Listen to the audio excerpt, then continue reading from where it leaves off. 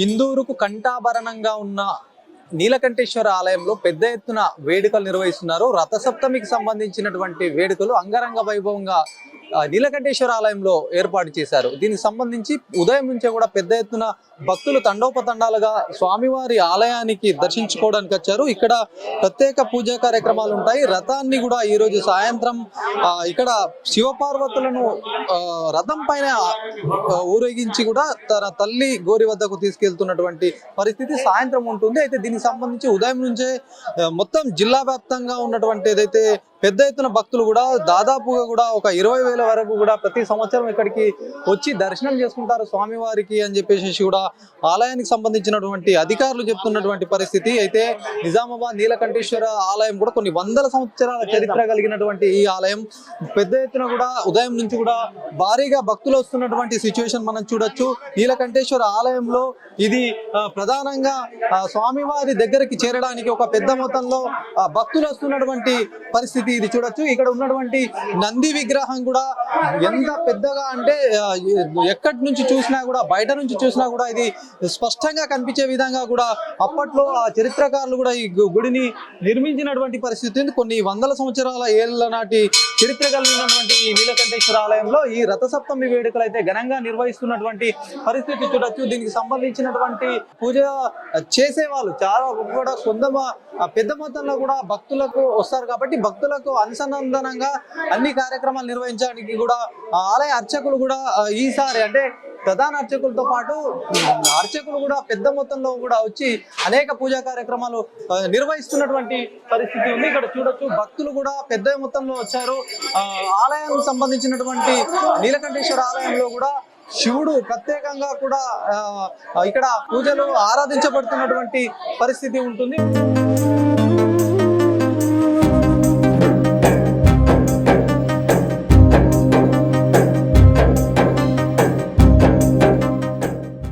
ఎలాంటి కార్యక్రమాలు నిర్వహిస్తారు అని ఇక్కడ ఆలయ ప్రధాన అర్చకులు ఉన్నారు.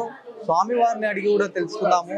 కొన్ని వందల ఏళ్ల నాటి చరిత్ర కలిగినటువంటి నీలకంఠేశ్వర ఆలయంలో ఎలాంటి పూజలు నిర్వహిస్తారు, ఈ ప్రత్యేక కార్యక్రమం ఏదైతే రథసప్తం ఉంటుందో మరింత ప్రత్యేకంగా కూడా అంగరంగ వైభవంగా ముస్తాబు చేసినటువంటి నీలకంఠేశ్వర ఆలయంలో స్వామివారిని పూజలు చేయడానికి కూడా పంతులు గారు ఉన్నారు. మరి ఎలాంటి పూజా కార్యక్రమాలు నిర్వహిస్తారో దీనికి సంబంధించినటువంటి విశిష్టత ఏందని కూడా మనం ఒకసారి అడిగే ప్రయత్నం చేద్దాము.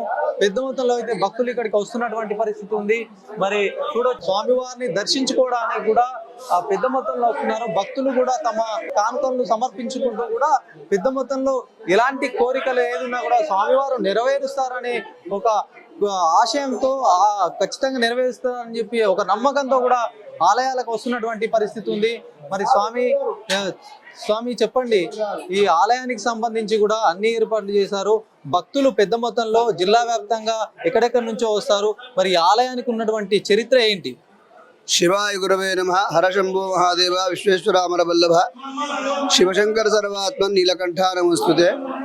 నిజామాబాద్ నగరంలో అతి పురాతనమైనటువంటి క్షైవక్షేత్రంగా ప్రసిద్ధిగాంచిన ఆలయము శ్రీ నీలకంఠేశ్వర వారి దేవాలయం. ఈ దేవాలయం సుమారుగా 1400 సంవత్సరాల చరిత్ర గలది.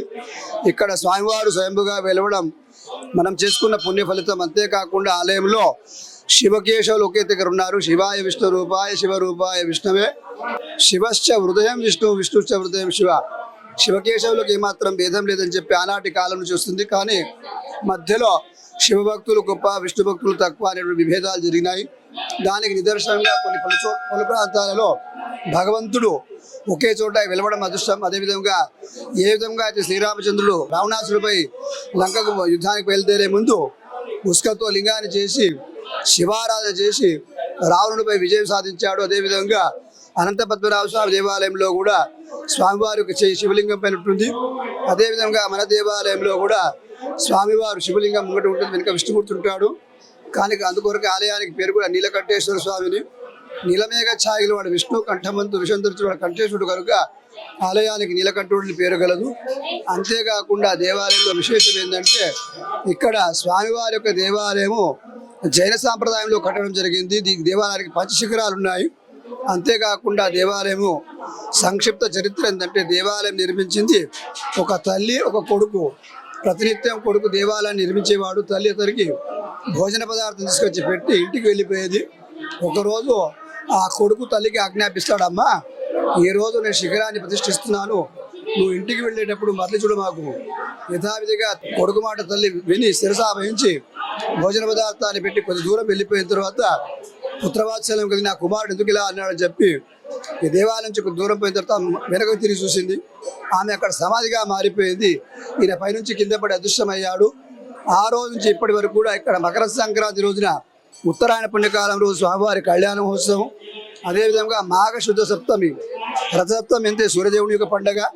సూర్య సిద్ధాంతం ప్రకారంగా దేవాలయంలో స్వామివారి యొక్క ఉత్సవ విగ్రహాలు శివుడు పార్వతి గంగా సమేతంగా ఆ విగ్రహాలు దేవాలయ ప్రాంగణం నుంచి తల్లి సమాధి వరకు వెళ్ళినాడు ఆనవాయితీ. అంతేకాకుండా పలు ప్రాంతంలో నుంచి కూడా వచ్చే భక్తులందరూ కూడా రథోత్సవంలో ఉంటారు కనుక ఆ రథసప్తమి యొక్క విశేషం అది. అంతేకాకుండా ఉత్తరాయణంలో పుణ్యకాలంలో వచ్చే మొట్టమొదటి పండుగ రథసప్తమి కనుక స్వామివారు రథంలో పోయి రావడం ఆనవాయితీ పరంపరగా కొనసాగుతుంది. భోలా శంకర భగవానికి జై.